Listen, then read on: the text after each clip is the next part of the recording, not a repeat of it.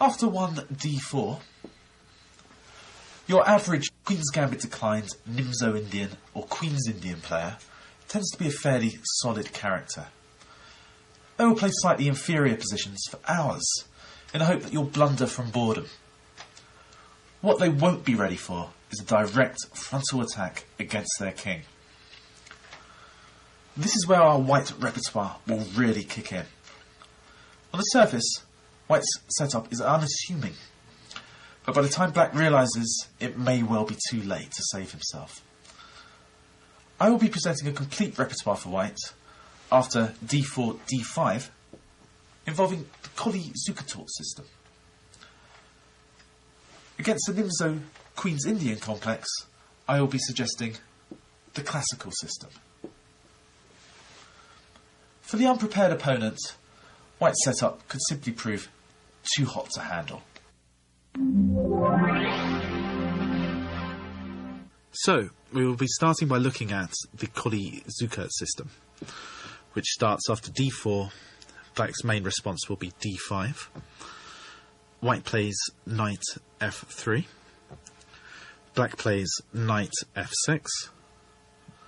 And white plays e2 to e3, introducing a Colle setup. Black's main response is e6. White plays bishop d3. And now black, if he's to achieve any meaningful counterplay on white's centre, is at some stage, he may as well do it now, play the move c7 to c5. If he doesn't do it now, it's extremely likely he will do it in the near future. Now white plays the move b2 to b3. Black's last move contained a threat of c5 to c4, and this move stops the pawn moving to c4, but more than that, it prepares to fianchetto white's bishop on b2. With the bishop on b2, both bishops are taking aim at the black kingside. White will be looking for opportunities to release the power of both bishops against the black kingside, with perhaps d4 takes c5 at some stage. I'm going to demonstrate now what white's basic attacking scheme is. I'm not going to give black any moves at this stage. Bishop b2, castles, knight e5, f4, knight d2, and now, depending on how black has defended himself, either queen f3 over to h3 is one idea, or rook f3 over to h3 is another. Alternatively, white can seek to release the power of the bishop on b2 against black's kingside by playing d takes c5 at some stage. This is really white's ideal attacking formation, and as you can see, white's position is still very, very solid. It's not easy to spot a weakness in the white position at this stage, but white has a nice attacking game. For the real bloodthirsty player, they may also consider g2 to g4, followed by g5, chasing away a key defender from the kingside. In fact, it was the removal of this piece, the knight on f6, that led to catastrophe for black in the game that I'm now going to show you. Returning to our basic Colle-Zukertort structure after 5b3, in Kano versus Perez, Mesa 1993, play developed as follows. Black played b6, white played bishop b2, black played bishop e7, white castled, black castled, white played knight b d2. So at the moment we can see white playing all the moves we just looked at a second ago. He's now getting ready to play the move knight f3 to e5, which frees his queen's advance into black's position and the advance of the f-pawn. Black played bishop b7 and white played knight e5. We'll see black has a number of defensive setups against the Colle-Zukertort system. The beauty of the Colle-Zukertort system, however, is that the theory is easy to remember. White usually sets up the same attacking formation against whatever defensive formation black chooses. I'm going to concentrate on the methods of conducting the attack against each defensive system. To whet your appetite, I've put this game in. Black played knight c6. And white played another common move in the Colle-Zukertort system, the move a2 to a3, which at first sight looks a little strange. Why isn't white just getting on with it on the king side? Forget about the queen side. Well, this move actually comes in useful in quite a few lines of the Colle-Zukertort. Black could at some stage annoy white by moving the knight from c6 to b4. This would force the bishop away from its most natural attacking diagonal, so we play this move a2 to a3 to prevent any chance of that. Black continued queen c7, f4, rook a c8, rook f3. This is one of white's possible attacking formations here. Now, black is fully developed in this position. In fact, you wouldn't believe that disaster is about to strike from a seemingly clear sky. But black's next move was really a huge mistake. Black played knight from f6 to d7, removing the key defender that I was talking about earlier, of his own volition, really. After knight f6 to d7, I wonder if you can spot white's winning coup. White played bishop takes h7 check. Always a move to watch out for in the Colle-Zukertort system. And black played king h8. Let's just see what happens if black was to take the bishop on h7. If king takes h7, white would play rook h3 check, king g8, queen h5, and black can't do anything about the threat of queen h8 checkmate. So, quite a nice game to start off with. Of course, black didn't defend particularly accurately, but he didn't do anything incredibly badly wrong either. I mean, he developed his pieces. However, just removing one key piece from the king side was enough to send white's attack crashing through. I now want to examine two of black's major options at this stage. First is when black plays a passive setup based on the moves knight b d7 and bishop e7. And I will then go on to examine a more aggressive setup for black, where black puts the knight on c6 and the bishop on d6. Okay, so after black plays knight b d7, white should play bishop b2. Nothing's changed. We play the same attacking formation against virtually any black defensive system.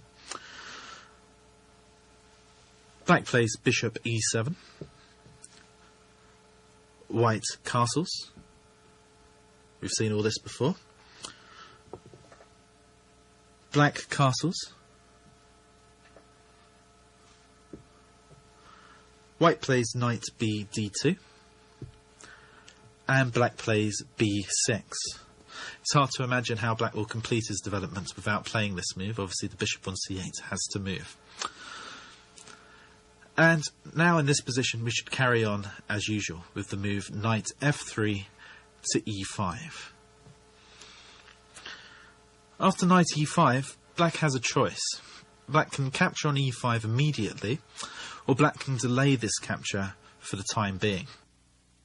In the game Hartston against Upton from London 1984, black played bishop b7, and white now introduced a slightly different attacking idea to one we've seen before. Previously we've looked at the move f2 to f4. The nice thing about the Colle-Zukertort system is that you have great versatility in the way you arrange your attack. Here white played the move queen from d1 to f3. Now normally this means that the queen is going to be swinging over, as it does in this game, to the h3 square. Black continued With development, rook c8. The c file is likely to become open at some stage, so black prepares for that at this stage. And white played queen h3. This introduces another tactic familiar to Colle-Zukertort players. Perhaps you can see what white is threatening in this position. White is threatening knight takes d7.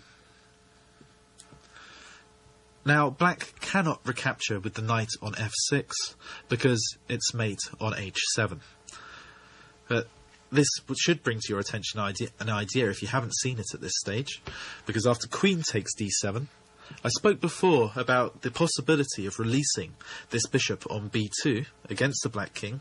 Here is an extremely appropriate moment. D takes c5. This simply wins a pawn for white, because if black recaptures with b takes c5, white plays bishop takes f6, and it's all over. Black can plough on with a move like g6, but he's a whole piece down in this position.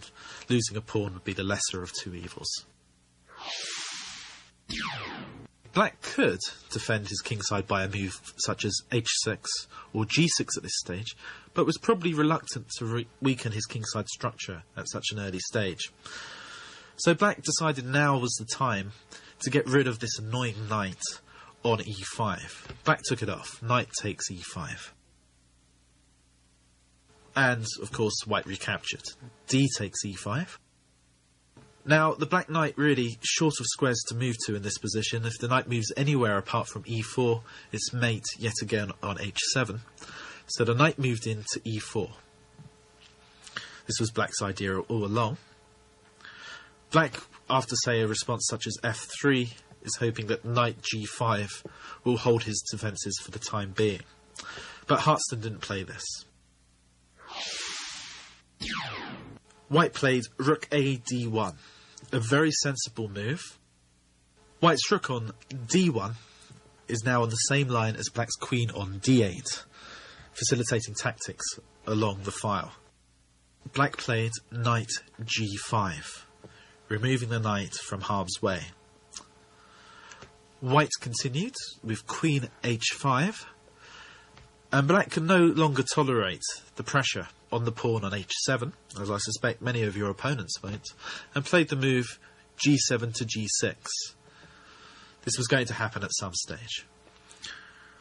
White now, the queen has done her work, retreated the queen back to e2 to a more central position. But if black thought that white's attack was over at this stage, he was fundamentally wrong. After queen e2, black played another normal developing move, queen c7. And white played a very interesting move here, the move c2 to c4. It looks like white is starting to play on the queen side, but white has an extremely cunning idea. Black now decided he wanted to cement his knight in on e4 should it return there, and also to give it another square. So black played the move f7 to f5.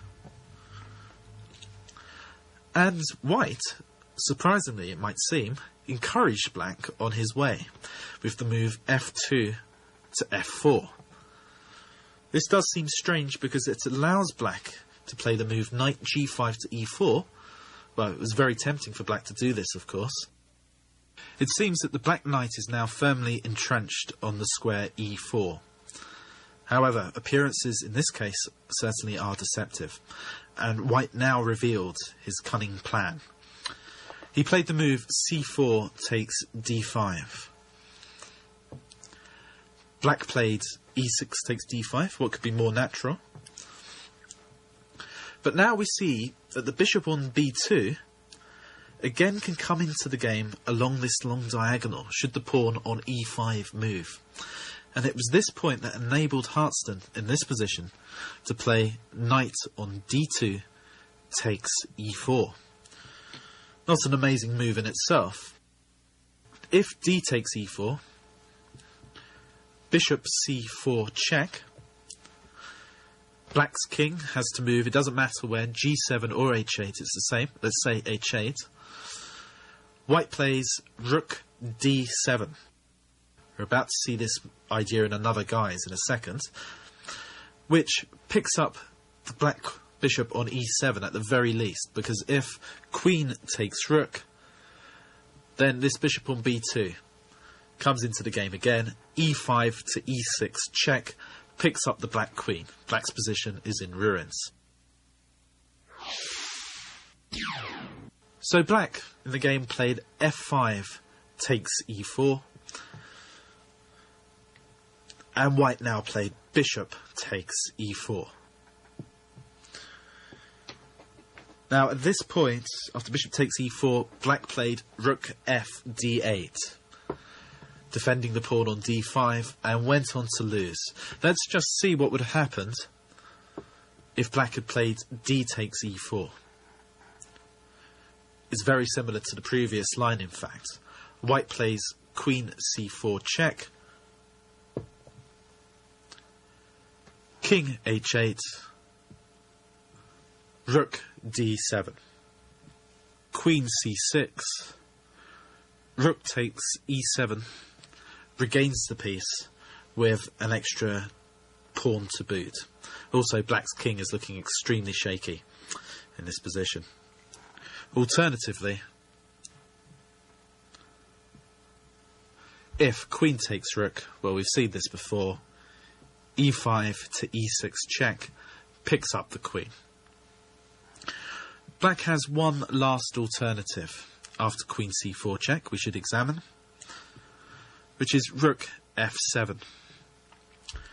But the same ideas apply again. White should play e6.